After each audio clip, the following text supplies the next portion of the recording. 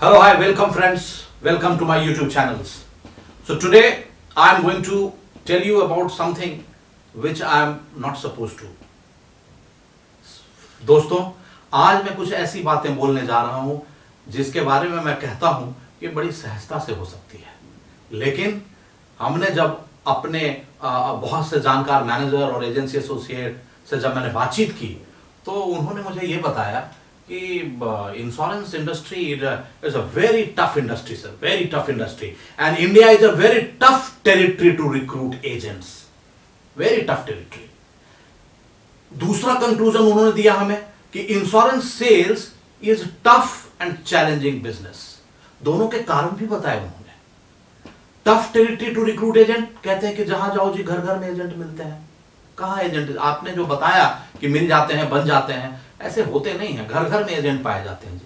दूसरा, जहां जाओ वही पॉलिसी होल्डर मिल जाते हैं कि हमने फलाने कंपनी से खरीद लिया, हमने फलाने कंपनी से खरीद ली। तीसरी बात, तो मैं इस बात को कहने में रत्ती भर भी मुझे गुरेज नहीं होगा कि yes, insurance is sold in India, not bought. Insurance बेची जाती है, खरीदी नहीं जाती। यानी कि कस्टमर को अगर हमने पुश नहीं किया तो वो पॉलिसीज नहीं खरीदेंगे। यानी कि insurance business is in our country is a push sales business, it is not pull sales business. Customer अपनी इच्छा अनुसार पॉलिसीज नहीं खरीदते। फिर ऐसी स्थिति में हमें क्या करना चाहिए? तो अब मैं कुछ इसके बिल्कुल विपरीत बात करना चाहूंगा कि टफ तो है, लेकिन फिर मुझे यह बताएं कि लोगों की संख्या क्यों बढ़ती जा रही है, एजेंट की संख्या बढ़ती जा रही है। इसका मतलब कहीं ना कहीं बिजनेस भी है। अच्छा, नंबर ऑफ पॉलिसीज भी बढ़ती जा रही हैं। लोगों का जो इंश्योरेंस का जो पेनिट्रेशन है भारत में, उसका परसेंटेज भी अप होता जा रहा है।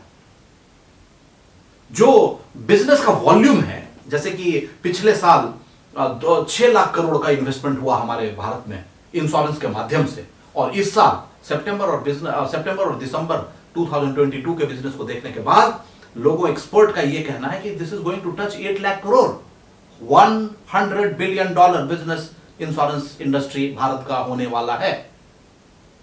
अब ये तो बड़ा ही बड़ी उल्टी बातें हैं। इसका मतलब है कि लोगों में ये चाहत है, लोगों में वो थॉट्स हैं कि मुझे लाइफ इंश्योरेंस बिजनेस लेना चाहिए आफ्टर, लाइफ इंश्योरेंस पॉलिसी लेने चाहिए आफ्टर कोरोना। क्यों? क्योंकि कोरोना के बाद हमने बहुत सारे लोगों को डेथ बेनिफिट बांटा है और उससे हमारे समाज में एक पॉजिटिव इंपैक्ट है इंश्योरेंस बिजनेस को लेकर, इसलिए बिजनेस बढ़ता जा रहा है। ऐसी स्थिति में मैं 3 पॉइंट्स पे आपसे बात करूंगा कि what to recruit, whom to recruit and how to recruit। आप जानते भी होंगे, लेकिन एक बार आपके दिमाग में मैं फिर से डालना चाहता हूं कि घबराने की जरूरत नहीं है। आप थोड़ा सा हमारे साथ चलिए, हमारी बातों को समझिए और आप देखेंगे कि यू विल बी सक्सेसफुल। तो मुझे ये बात देखनी है कि कौन सा फिल्टर्स लगाने चाहिए जब मैं एजेंसी पिच करता हूं इंडिविजुअल को। किसी भी इंडिविजुअल को जब मैं एजेंसी पिच कर रहा हूं तो मुझे क्या देखना चाहिए उनमें? फ्रेंड्स, उनमें सबसे पहली बात जो हमें देखनी चाहिए कि क्या उनकी अर्निंग नीड, एक्स्ट्रा अर्निंग की भूख है क्या? Does he have the need of money, extra earning? Second point, does he have time to devote at least 10 to 14 hours in a week? क्या हमारे साथ वो 10 से 12-14 घंटे क्या काम कर सकते हैं सप्ताह में? क्या उनका नीड ऑफ रिकॉग्निशन है?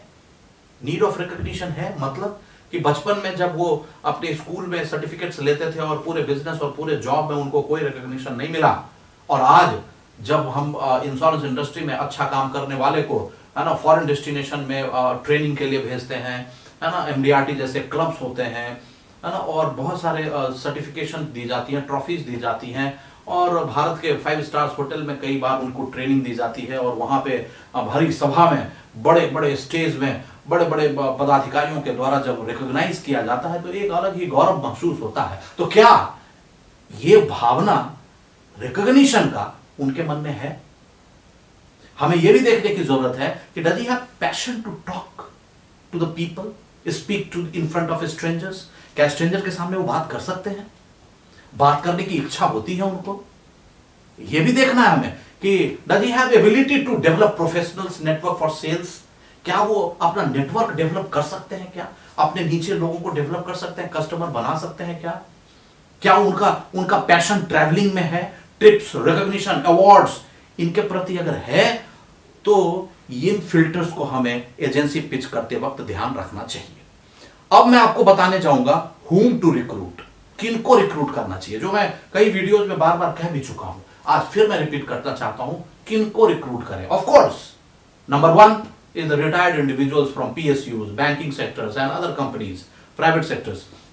ऐसे लोग जो कि अभी भी they still want to continue working with flexibility, आज भी वो फ्लेक्सिबिलिटी के साथ काम करने की इच्छा रखते हैं, तो ऐसे लोग हमारे सबसे उचित प्रोस्पेक्ट्स होंगे जो हमारे एडवाइजर बन सकते हैं।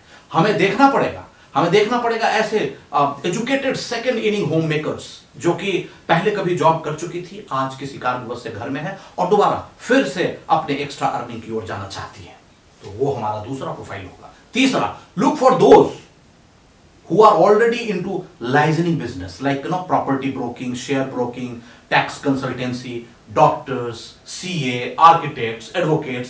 इस तरीके के प्रोफाइल जो लाइजनिंग बिजनेस में है उनका अपने कस्टमर से बड़ा ही गाढ़ा संबंध होता है और वो जो कस्टमर होते हैं उनको बड़ा ही इज्जत देते हैं और उनकी बात को सुनते भी हैं। तो इन्वेस्टमेंट के मामले में अगर वो सजेस्ट करें तो वो कस्टमर उनकी बात को भी सुनते, उनकी ये भी बात सुनते हैं। तो ऐसे जो प्रोफाइल होते हैं ये हमारे लिए बड़ा ही अप्रोप्रिएट प्रोफाइल है। नेक्स्ट प्रोफाइल की मैं बात करता हूं, सम सीजनल बिजनेस पीपल जिनका कि अपना सीजनल बिजनेस है या वो कम समय अपने बिजनेस में लगाते हैं, उनके बहुत सारे असिस्टेंट हैं, रिलेटिव्स हैं जो उस बिजनेस को आगे बढ़ा रहे हैं, उनका काम सिर्फ सुपरविजन है। तो ऐसे लोग, ऐसे जो बिजनेसमैन है उनके पास वक्त है, समय है, तो ऐसे लोगों को आप हायर कर सकते हैं अपने टीम के लिए। You can also hire those young marketing staff like credit card salesman, housing loan salesman। ऐसा इसलिए क्योंकि उनकी क्रेडिबिलिटी मार्केट में बड़ी अच्छी बैंकिंग की तरफ से बन जाती है और अपने कस्टमर्स को बड़ा अच्छा वो सजेस्ट भी करते हैं और बड़े वक्त पे और समय पर, बुरे वक्त पर भी वो मदद करते हैं लोन वगैरह की व्यवस्था कराकर। तो ऐसे लोग इन्वेस्टमेंट करवाने में भी मददगार साबित हो सकते हैं। आप अगर देखेंगे, आपको और भी देखना चाहिए, जैसे for example those ones who create obligation over the public bye their job और बाय द सर्विस।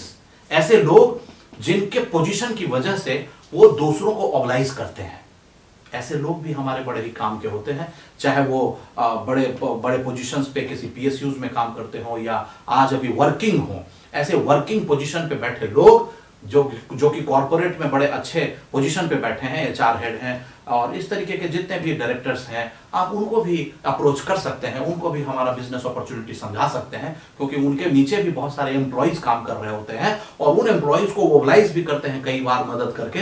तो आप जब वो सजेस्ट करेंगे कि हाँ हमें फलाने कंपनी के साथ इंश्योरेंस पॉलिसी लेनी चाहिए, तो उनकी बातों को वो ना नहीं कह सकते हैं और दिस इज राइट ऑल्सो, क्योंकि उनकी बातों को वो समझते भी हैं। अब तीसरा पॉइंट उठता है हाउ। मैंने बताया, दो बातें मैंने बताया, how to recruit, what to recruit, whom to recruit and third मैं बताने जा रहा हूं हाउ टू रिक्रूट। अब ये हाउ टू रिक्रूट में बहुत ही मतलब एक सिस्टमेटिक चीजों को ध्यान रखने की जरूरत है। और सबसे पहले तो आप डाटा कलेक्ट करिए, है ना, नेम कलेक्शन करिए। और वो नेम कलेक्शंस, कई एक्टिविटीज होते हैं नेम कलेक्शन के, है ना, तो उन एक्टिविटीज को करके सबसे पहले आप नाम को इकट्ठा करिए। जब आपके डायरी में सारे नाम आ जाएं, कम से कम 100 नाम आपके पास आ जाएं तो महीने के बिगिनिंग में, तो आप समझ लीजिए कि आपका ये महीना बहुत ही सक्सेसफुल जाने वाला है। क्योंकि अगर 100 नाम इकट्ठा हो जाता है तो लगभग 4-5 एडवाइजर हमारे तैयार हो ही जाते हैं। और जब वो नाम तैयार हो जाए फिर हमें क्या करना चाहिए, हमें उनको कॉल करना चाहिए। But don't call them to take agency, don't call them to take agency. आप उनको एजेंट बनने के लिए डायरेक्ट कॉल मत करिए, उनको बोलिए कि this is a part time earning business opportunity waiting for you, part time business opportunity.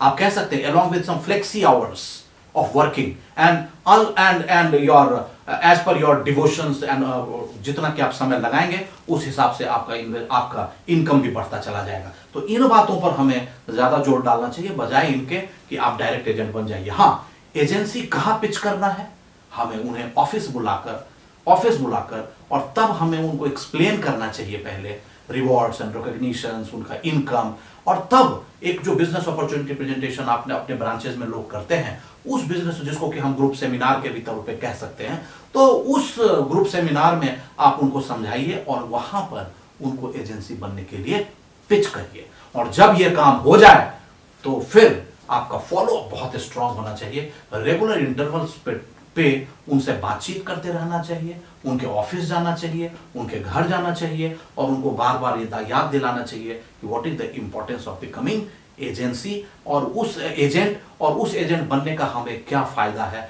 हम समाज को कैसे फायदा पहुंचा सकते हैं, साथ ही साथ हम अपना अर्निंग कैसे बढ़ा सकते हैं। तो इन तीनों माध्यम से मैंने आपको बताने की कोशिश की कि जो हमने शुरू में स्टार्ट किया था कि insurance business is a very tough business, can be made easy by following certain steps. अगर आपने सर्टेन स्टेप्स को फॉलो किया तो कोई भी काम टफ नहीं हो सकता। Thank you very much.